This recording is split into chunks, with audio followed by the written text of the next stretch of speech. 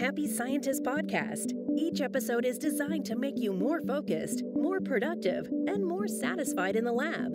You can find us online at bitesizebio.com/happyscientist.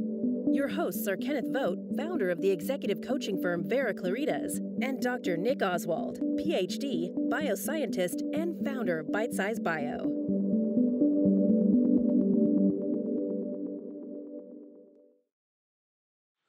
Hello and welcome to another edition of the Happy Scientist podcast.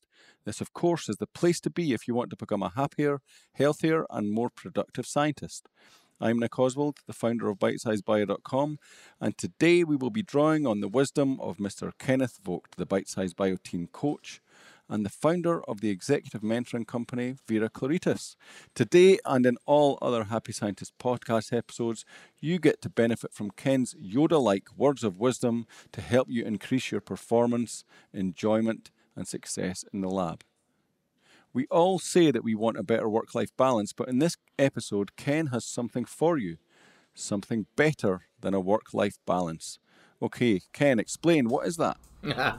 Okay. Well, we gotta start with this notion of balance. Yeah, I think a lot of folks, they have these fond memories of back when they used to have life in balance, and maybe they gotta go way back to like preschool. But the fact is, what it was a simpler time. You probably didn't actually have anything in balance, and you might say, well, what do you mean by that? Well, I guess it starts with, well, what is balance? If we were to look a definition up for that, we'd understand it is to keep or put something in a steady position. Steady position. Does life look like that? Does your life look like that? Has it ever been steady? Has it ever been this stationary, static thing? Well, no, life doesn't work like that. And I don't just mean human life doesn't work like that. I mean, y'all are bioscientists. You're looking at life all the time, and it is in constant motion. It's constantly changing. So this notion of being in balance is a flawed assumption right from the beginning. Now, granted, it's seeking something that looks very desirable. We would like to feel like everything is in its proper place and that everything's getting the attention it's due. And of course, those are good things. And you want to accomplish your work and you want to move up in your career, but you'd also like to be at that kid's recital or soccer game, or you'd like to be there for your significant other. And there is the whole thing about sickness and health. You want to be there with that cup of chicken soup and that warm blanket sometimes, because that's what the moment calls for. The problem is if you have other things going on in your world that make it seem like that's impossible, well, then you're never going to have that satisfaction of this thing that has been labeled work-life balance. So the question then is, how do you do this in a dynamic rather than static environment? What are the things that you have to put into their proper place? So we're going to look at a couple of different things. First off, let's look at the characteristics of work. There's a lot of things going on there that you have to, as it were, balance, that you have to take into consideration. And even only if it's compared to other things that have to do with work. For instance, often you have priorities that are set by others. You don't even get to set them. Your boss sets your priorities, or your boss's boss, or whoever gave you the grant, or there's all of these constituencies that have a voice in telling you what your priorities are. And you can't ignore that. Then you have the situation of shifting priorities. Even if you got to peace with where all these priorities came from, they don't ever sit still, and they keep changing. And again, There's nothing about any of this that's improper. It's just recognizing that's how the work world works. Another thing you have is, regardless of what your priorities are, you get interrupted. And you get interrupted for things that are urgent rather than important.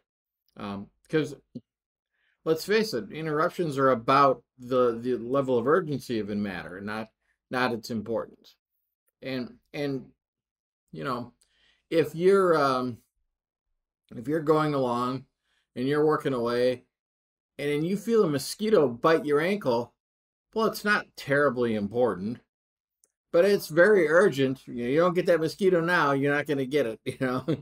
Now, maybe you bioscientists have a different view of that, and you're thinking, oh, who knows what disease I'm being given by this mosquito. But then, there is the statistical likelihood of it giving you a disease that also adds to how important this interruption is. But, a lot of interruptions are like that. They're just mosquito bites. But they're there, and we can't deny that they happen. Another thing that you have to take into consideration is, okay, let's say I have priorities, but some of them have a long-term view and some of them have a short-term view. And so you've got to weigh those against each other. And when is it critical to give attention to one over another? When is it valuable to give attention to one over another? Because, those are slightly different ways of looking at it. Another thing that can happen is this valuable for me, this particular task, or is it beneficial only to somebody else? Now, in some ways, you might look at that and go, well, I'm not going to be pushed around by other people. Then again, benefiting certain people could be very valuable in your career and very worthwhile. And these are people that, they know how to return a favor. So you can't necessarily look at it and say, well, it's not all about me, so it's not good. On the other hand, you can waste a lot of time serving other people that couldn't care less. And actually, they don't even find the service to be that valuable. So, you need to look at those things too. Another thing I think is kind of peculiar to bioscientists, not entirely so, but is more likely to be something to think about. Is something a sure thing that I'm putting effort into, or is something a moonshot? Something that I don't know if it's going to work out, but boy, if it does, it'll be amazing. You've got that going on in your world, and if you only ever give your attention to sure things, it's not like you're going to fail in life or in your career at that, but it's not going to be very exciting. But there are some other things that, if you got attached to them, could really change your world. Now, granted, they could change your world for the negative too. If you sign up for a stinker and it bombs, that doesn't help. But if there's anything I learned from the .com world, failure is not a problem. You can fail. In fact, you can fail multiple times. The question will be, did you learn from that failure? And did it open your eyes to new possibilities? So again, this is all part of the stuff that you balance when it comes to your work.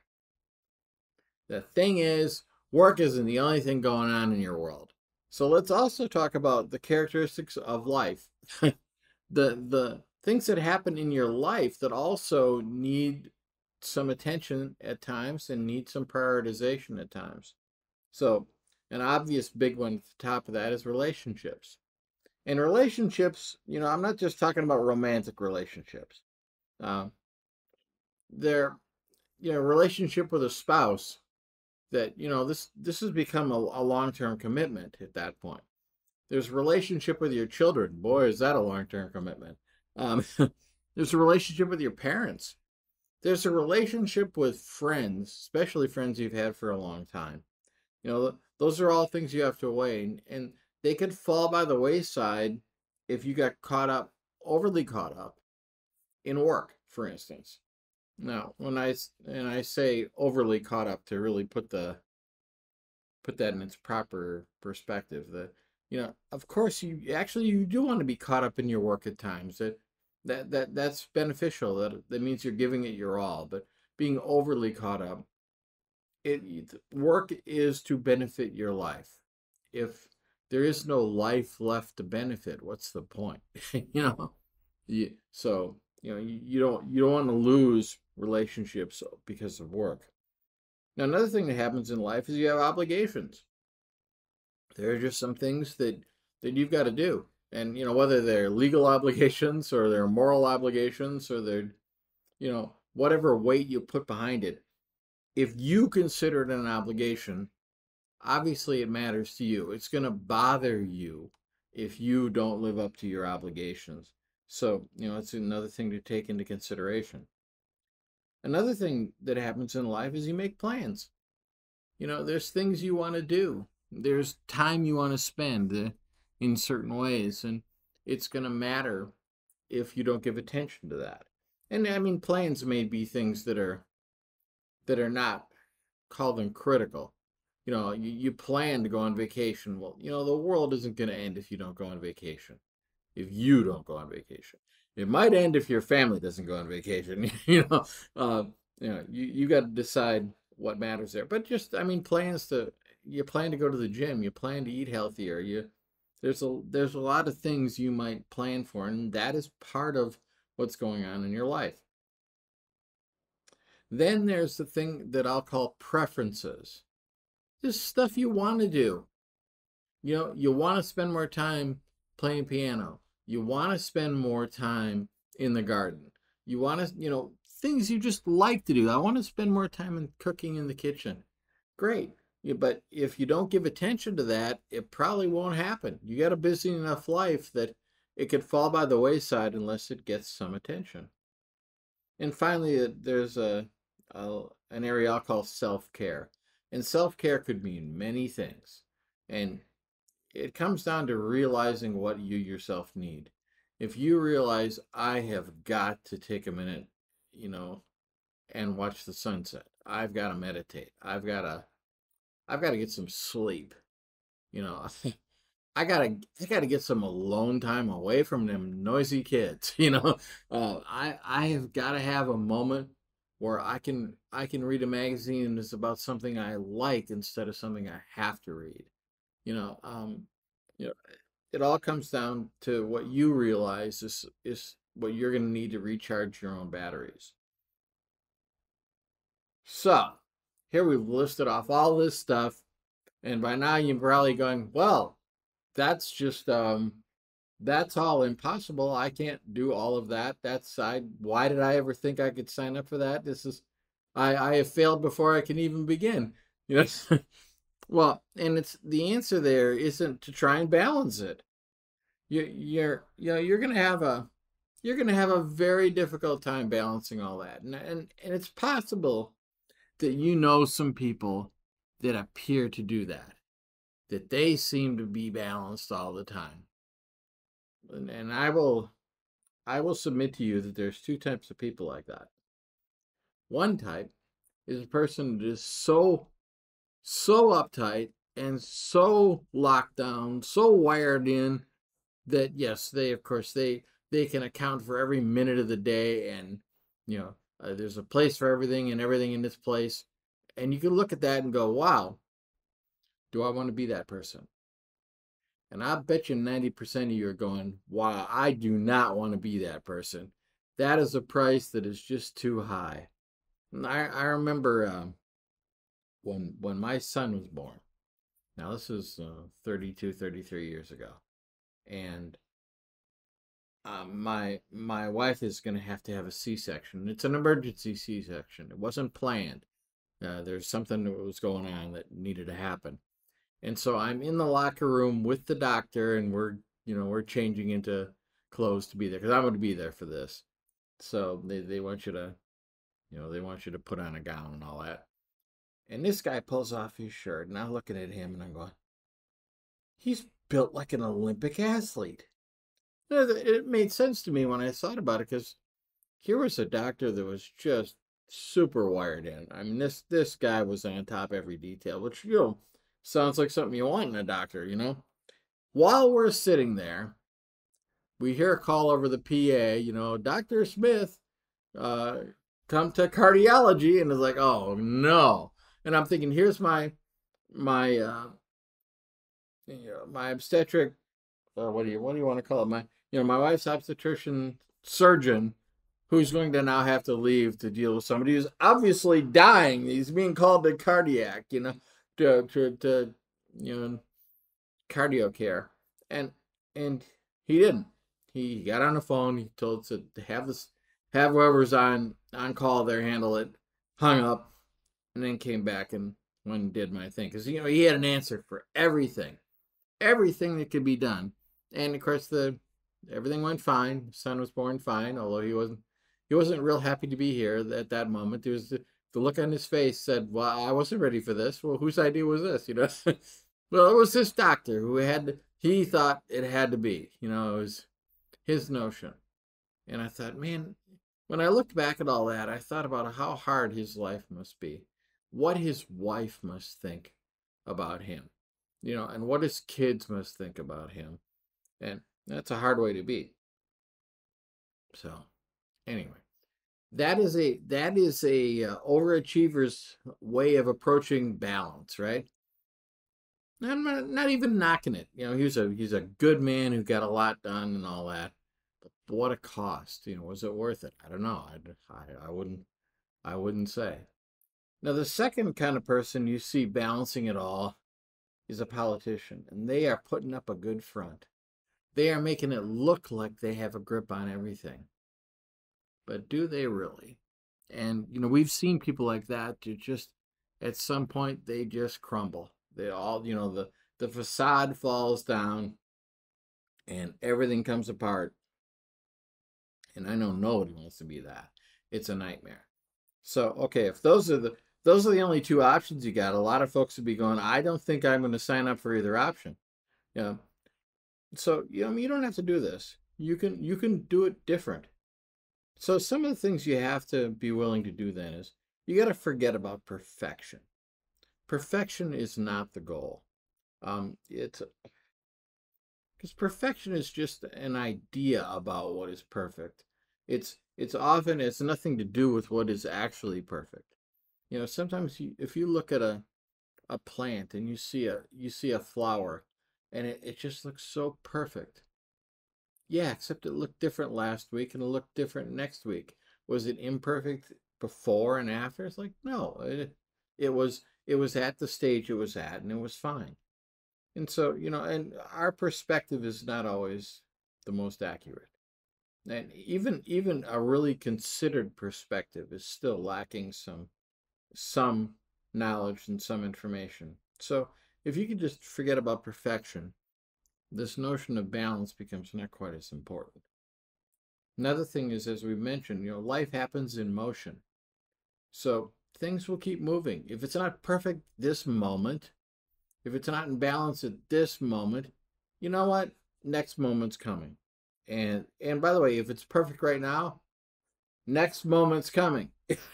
So even if you achieved some kind of miraculous balance, you're not going to be able to hang on to it.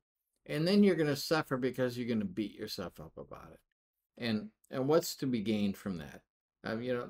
Self-hatred is not getting you anywhere. And it never will. It's never going to fix any real problems. So it's better to just forego that entirely. So I've noted a couple times that we're talking to bioscientists here, and if there's anybody that knows how to keep things alive, keep them alive, it's you. You're the ones. So, how do you keep you alive? Well, use the same thing you would use in the lab. So I'm gonna tick off a few things that you ought to consider. So first off, you create conditions that are supportive of life, and that differs from organism to organism, and that differs for circumstance to circumstance. What do you need? In some cases, you need time and you need quiet. In other cases, you need action and you need people around, and you need, you're gonna create the right environment for the right things you want to accomplish at the right times you need to accomplish them. That is a far better thing to do than to try and focus on some kind of fantasy of balance. The next thing you need to do is you recognize that things don't stay the same, and things can go wrong. I mean, they can go really wrong if you let them go too far. So what you need to do is set up feedback loops. Find if there's something important that you want to accomplish in your world, make sure that you're constantly getting reports back on it. You're getting references back on it. And whatever that is, whether it's you want to hear your kid in school, you ought to be asking them on a regular basis, how are they doing in their classes? And when you hear a class is hard for them, well, that's a topic you want to keep asking about. You want to make sure they're up to date on, see if they need any help, Or if it's something to do with your spouse and what's happening in their work, if there's a topic there that is bothering them, you're going to want to hear about it because they're going to want to tell you about it. They're going to want to share it. They're going to want to have some support. And that support might come in just to having a listening ear. It's not like you have to solve their problem for them, but just somebody that cares can make a big difference. Another thing you can do is you can collect data about whatever it is that's important to you, and then you can derive information from that data. So what do I mean by that? Data is just kind of raw facts. They're just there. Information is attaching some value to those facts, or seeing what's important. I can give you a number that is the temperature of something, and it may or may not matter to you. It may not mean anything to you, but in certain things, one temperature is going to mean my whole culture is dead, or it's fine, and I might not know the difference, but you will, because it's information to you. To me, it was just data. So make sure that collect data, but then make sure you turn it into information that you can use. And then finally, once you have information, well, you can make decisions, and you can make adjustments as need be. So you got to engage enough with the things that are important to make sure that you do that. You engage enough to get data. You engage enough to to derive information about that data, and you engage enough to make decisions on that information, and you engage enough to make adjustments based on your decisions, that you'll actually do something. At the end of the day, it's not just thinking about it, but it's the things you do. And sometimes the things you do will be small. It just, but it shows your level of commitment. And if you keep doing that, you will realize that, what? I'm in harmony. That's the thing you're seeking here, is you're seeking harmony. Harmony is way better than balance. Harmony is something that happens in action. It happens in motion. And it often happens with other people. There's so many benefits there. And you never hear anybody hear about a harmonious situation and go, well, boy, did I hate that was harmonious. It's always good. It always comes out better for you. And this notion of being in balance, whenever you hear somebody's in balance on something, don't you immediately find it to be suspect? Really? Are they really in balance? And are they going to stay that way even if they are? Whereas harmony sounds like it's a mode of being. It's not just a momentary thing. So that's what I'm recommending to you today. So I will let you weigh in, Nick. Wow. Okay. That is a kind of one to get your head around, but I think the conclusion of what you're talking about is harmony. That really helps, because you can get a sense of what that means, to live your life like that, rather than seeking to force some sort of not arbitrary balance. It's almost a culturally defined balance in a way. Mm-hmm. Although one thing that people are often talking about when they say, they want a better balance, especially work-life balance, is that they want to have more freedom, maybe. Right. More time, or more freedom to do the things that they want to do. I guess so. That's one aspect that struck me. A couple of other things that I wrote down while you were going through this is one way to look at this, I think, is it's rather than trying to assert a balance, it's about going with the flow kind of thing, where you it's a mix between going with the flow. It's a balance between going with the flow and but also choosing parameters that of what matters to you and sticking to them. Would that be true? Yeah, definitely. Yeah, and it's up to you to decide what those things are. Yeah. Okay. So then you're looking at, if you're looking at how to practically do this, you're going to the two qualities you're going to have to adopt is one, a flexibility, to be to stop trying to push for that balance, to kind of be flexible with what's happening, but also be assertive that when the parameters you set get hit, then you don't allow them to, you don't allow it to go so far. Right. Yeah. Well, I mean, a lot of this comes down to how hard are you on yourself? Are you very judgmental of yourself? If you can give yourself a little more breathing room, you can get more done. I'm not saying to blow it all off. Like, who cares? Who cares if I live up to any ideals? Well, no. If you've got ideals and they're important to you, by all means, strive to live up to them. But understand that it's a matter of striving, not a matter of completing. Because and you're not all going to be Buddha or Christ. Not everybody can do that. But if you're making an effort in that direction, that's still quite valuable, and it's still quite worthwhile, and still can be quite satisfying.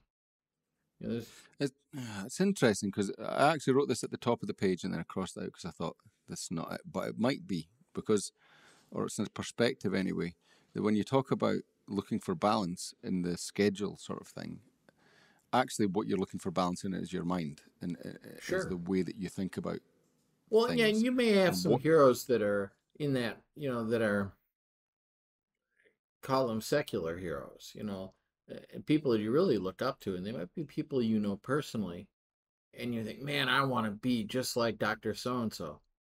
Well, okay, maybe that's not a bad aspiration, but can you be like Dr. So-and-so? Or are they really an exceptional person that has some resources you just don't have? You can set the bar too high for yourself. Well, we all did this. We're in first grade and we want to be just like our first grade teacher. Well, yeah, but they're an adult and you're 6. There's only so much you can do, right? And it's fine. Be a great 6-year-old if that's what you are. That's interesting though, because one of the things, especially if you're a high achiever, one of the things you're kind of told, programmed, you strive sort of thing not to do is to set limits on yourself. Yeah. Yeah, but look at that. Maybe you're setting the limit. You're only going to be as good as Dr. So-and-so. Maybe you could be greater than that. So amazing. Maybe interesting that one, the comparison thing is an interesting one as well, though, because I know for me, I'm always, I would love to have more self-discipline, right? I don't, and it's kind of something I kind of beat myself up a bit about, is that if only I had more discipline, then I could do X. But maybe, as you're saying, that's almost limiting, and what it's stopping me doing is looking for another way to get the same result. Right. You can self-discipline sometimes gets executed as somebody who's just entirely rigid, that then they have no flexibility at all. They can't change with circumstances. They can't accept new data, and those are all bad things. So, I guess though, but it's not necessarily that the self-discipline is it's just an example of something where it's something I see. I want to get an end result that the self-discipline would give me, but if I stick to the to thinking that that, for example, if I had more self-discipline, then that would be have a more balanced life. And so I need to push myself to have more self-discipline, which is actually not natural for me. Right. And by doing that, I don't give myself the space to look for the other another solution to get the same result, if you see what I mean, to get the same perceived balance. I kind of getting the edge of something here, actually. I'm trying to understand this as much as the people listening, because that was one of your not cryptic ones. It's semi-cryptic, but I'm getting the edge of something where it's kind of more about being in balance with yourself. Yeah. And then allowing and balance then is self-defined.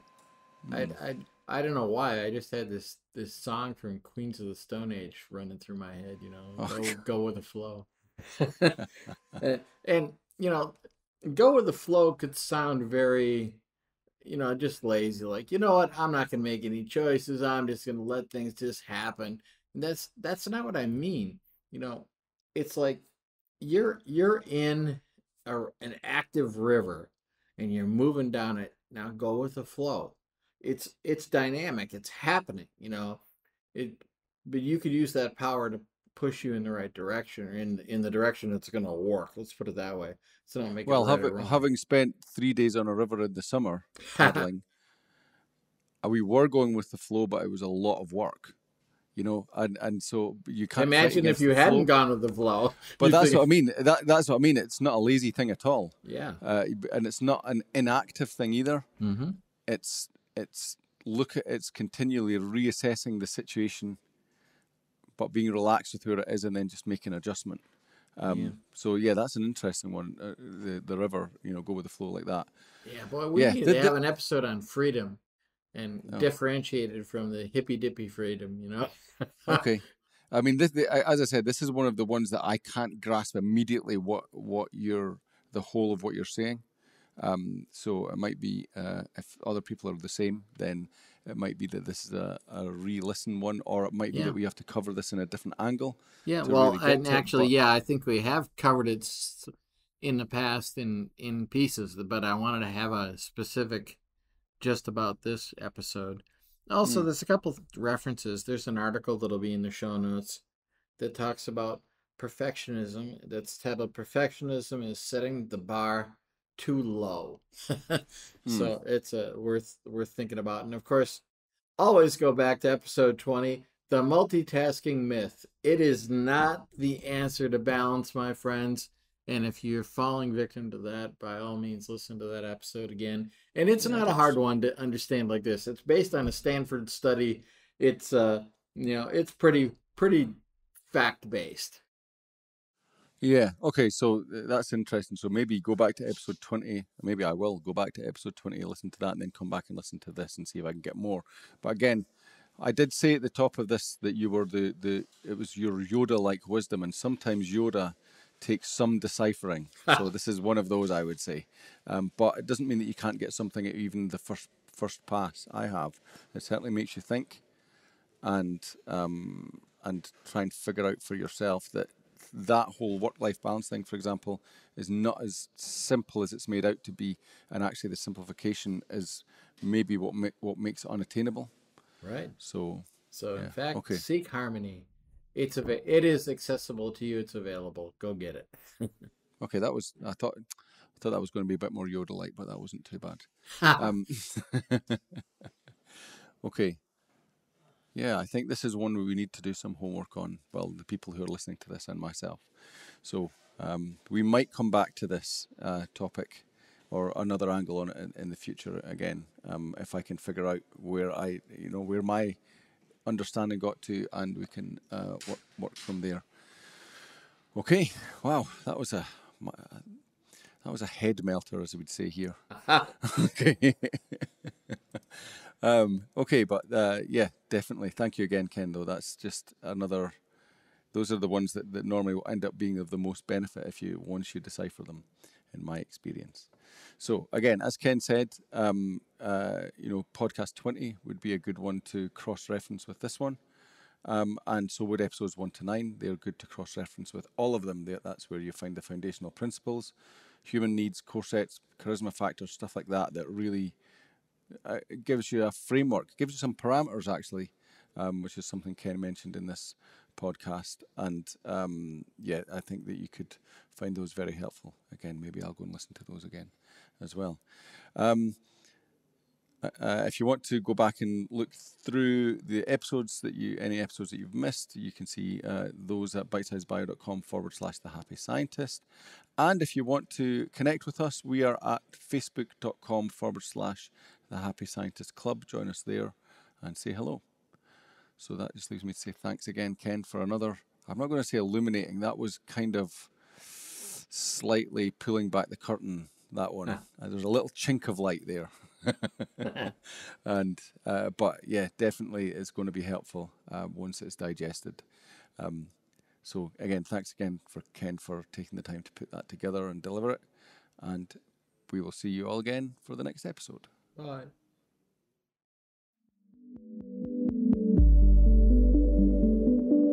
The Happy Scientist is brought to you by Bitesize Bio, your mentor in the lab. Bitesize Bio features thousands of articles and webinars contributed by hundreds of PhD scientists and scientific companies who freely offer their hard-won wisdom and solutions to the Bitesize Bio community.